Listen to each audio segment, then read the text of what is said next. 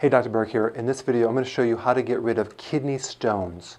Many years ago, I personally had kidney stones, and I'll never forget how much pain that is. So it's excruciating. So I'm going to show you, first of all, what causes them, and then what to do about them.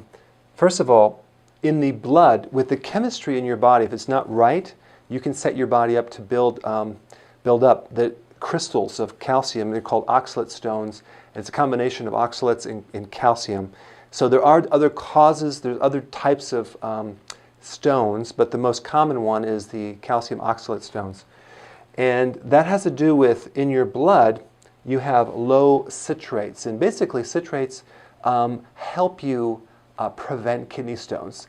They help combine with excess calcium and remove it safely from the body. So if you don't have citrates, what will happen is you'll start to build up more crystals that develop in the tiny little tubules of your kidney and develop stones, okay? And then number two, high oxalate foods. Now, what foods are high oxalate?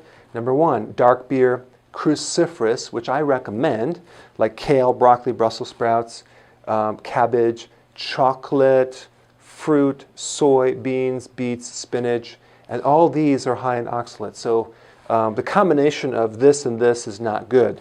But then if you're taking antacids, that's a problem, especially if it's calcium based, because you're driving in a lot of calcium into the body that it can't deal with, so it's going to get stuck in the kidney. And that's the soft tissue calcium that builds up. And then calcium itself, calcium supplements. You want to make sure you never consume calcium carbonate in your body. So you want to look at your vitamins and see, is the ingredients calcium carbonate? That's the worst type of calcium. That's like taking rocks. You'd be better off chewing on the cement outside, because it's basically just like oyster shells, or it's not something our body can digest easily. There's like 12 steps it takes to be able to assimilate, and for most people it just gets stuck in your kidneys. So we don't recommend taking a lot of calcium.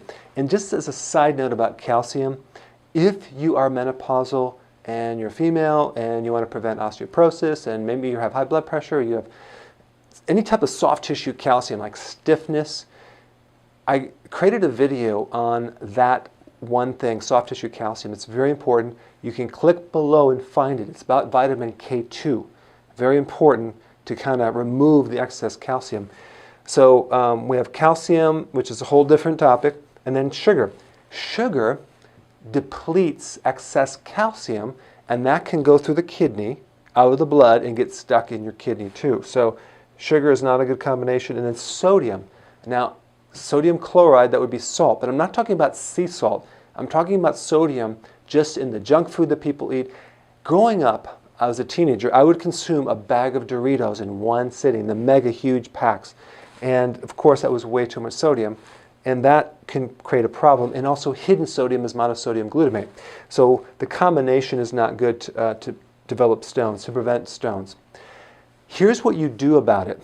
It's very, very simple. We want to increase our citrates by consuming citric acid from lemon juice. Okay? Go to the health food store and get lemon juice. If you can get the organic lemon juice, that would be really, really good. That just has lemon and water. That would be awesome. And you want to consume like 1 to 3 tablespoons of lemon juice in your water throughout the day. Okay? You can do lime juice if you want.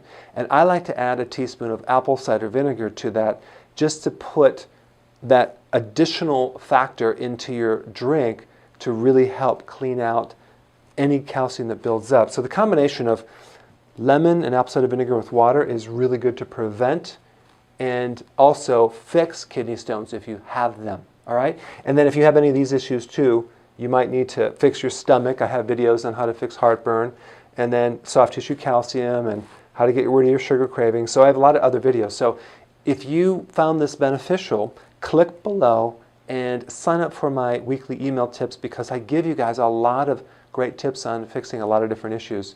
So I want to thank you, and I will see you in the next video.